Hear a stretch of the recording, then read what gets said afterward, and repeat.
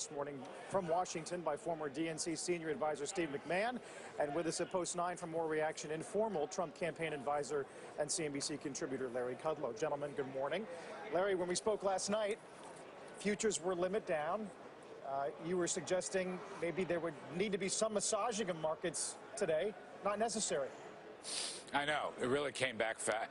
It's funny. I had written a piece yesterday before this thing that if Trump won, buy the dip, and if Hillary won, sell the rally.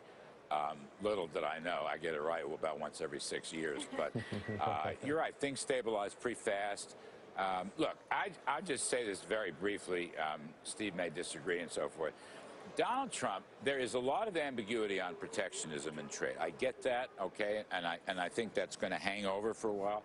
But the rest of his program is so pro-growth, it's so pro-stocks, it's so pro-profits, you know, major league tax cuts, major league rollback of regulations, rollback Obamacare, energy infrastructure. Those kinds of things are solid pro-growth, got to help the stock market. At some point, that's going to sink in. I really believe that. But how will we know, when will we know, whether the stuff you like is kept and the stuff you don't like is set aside? Well, I feel a lot more confident on the likes. I really do, particularly the tax reform. We've never had a problem with that. Mr. Trump really did everything basically that Steve Moore and I and others wanted him to do. Healthcare was an easy one. Trade will be, there'll be some internal discussions about trade. There's no question about it.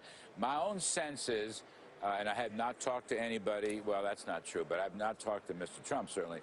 I think in the last 2 weeks going after the Rust Belt, I think his bark was very significant. I think ultimately his bite, when the policies are made, will be much less onerous. A lot of these things are going to be worked out. Now remember, he has to work with a Republican Senate and a Republican House. And that's a moderating influence on something like that. You think it will be a moderating influence? I mean, I'm reading here the first 3 of his 7 actions to protect American workers from his contract with the American voter. You know, one of his key things. Number 1, intention to renegotiate NAFTA or withdraw. Number 2, withdraw from the TPP. Okay, that's sort of, we can assume that. Number 3, label China a currency manipulator. Those are number 1, 2, and 3. I don't have any trouble. Look, I have a quick fix for NAFTA. I mean this. Just go to a border adjustable tax system, which we had put in our original tax reform. It's in the Paul Ryan, Kevin Brady. It just never quite made it into the Trump position. I believe it will. Look, American imports to Mexico have a 16% value-added tax. Mexican imports to America are duty-free. Right there you've got an unfairness, which I think is what the candidate or the president-elect is more worried about. Steve, I don't think he's not going to end NAFTA. Deutsche Bank today, Steve, says the most important thing he ever said is, anything I say right now, I'm not the president, everything is a suggestion. So how much of David's point about this contract can be taken to the bank? Well, I mean, look, he ran on a platform and a program that people voted for, so there's going to be some pressure both from the people who voted for him and I presume from Republicans in Congress to follow through on the promises that he's made. I mean, I think Larry's right. It's going to be, it remains to be seen, in my view, whether it's a pro-growth agenda. It certainly is a pro-business agenda, and it's an agenda that shouldn't make Wall Street nervous. It should probably make Wall Street feel very comfortable and reassured today. I think he's also right that some of the bark is worse than the bite. I expect that Donald Trump, when he gets to be president, just as, by the way, Barack Obama did, he'll start to see that Washington is a place that you know, is a difficult place to navigate and negotiate. And change is a wonderful thing to talk about, but it's a very hard thing to accomplish in this town. So, you know, I think he's coming here, and congratulations to him for winning. Nobody, and certainly I didn't think he was going to win, but I think it's going to be a lot more difficult to achieve the kind of change he's talked about than it is to talk about it on the campaign trail.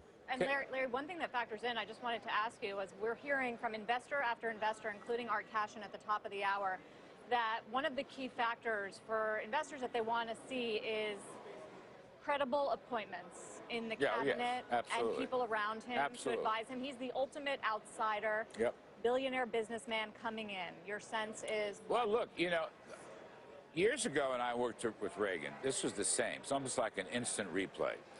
Reagan comes in, great hostility from the establishment, great hostility from the newspapers and so forth. And Reagan brought with him a whole batch of new people. who had never really served in senior positions. Not everybody, but guys like me. I was 31 years old. I wound up as Associate Director of OMB, a position for which I was uniquely unqualified. I will just say that, and you try to work your way into it. I wouldn't be surprised if Trump brought in a whole batch of new people. People like you. And I just wanted to respond to Steve, because the issue of change is really important. You know, we got into this a little bit towards the back end last night. To me, look, economic growth, that's my area, and I think Trump's going to all be for that in the House, and they're going to agree on that. But step back a minute. What was he saying? He's saying the elites in Washington and elsewhere have not done their job, okay? That what he calls now the forgotten man or the forgotten folks are unhappy, they're cranky, they're angry, their wages haven't gone up in many years. When he talks about draining the swamp, that, without being clear definition, people know what he's talking about. The corruption in Washington, the corporate welfare, the crony capitalism, it's in both political parties, all the K Street maneuvering. It's like they get what they want and need, but you don't get anything. That was his original idea. It still is his idea. It's the idea he finished with in the campaign, and I think that you just have to look at that. That's what you're going to get. He is going to try to stand up to the status quo, and wherever he can say no. We're going to do it this way. We're going to try to protect Americans out there in the Rust Belt and elsewhere, and that's my job. And Steve, will Democrats try to refine the same argument? Well, actually, I was just going to make the point to Larry that he's right. That was Donald Trump's message. Actually, if you look at the core of Bernie Sanders' message, it was basically the same message. Now, the grievance, you know, or the solution sort of went to a different part of the of Wall Street or the economy in Bernie Sanders, you know, proposed solutions than it does for Donald Trump. But there's no question that they're both speaking to the worker whose wages haven't gone up, the institutions are failing them, Washington isn't working for them, and Bernie Sanders had radical solutions for change. So did Donald Trump. And the one thing that I think Larry and I are sitting here agreeing on is the voters are sick and tired of institutions and government that doesn't work. They voted for change last night. I suspect a lot of people in those swing states in the upper Midwest that voted for Bernie Sanders cast their vote last night for Donald Trump. They weren't telling pollsters they were going to do it, but they went out and did it. Yep. I think you're dead right, Steve, and I agree on the Bernie Sanders thing.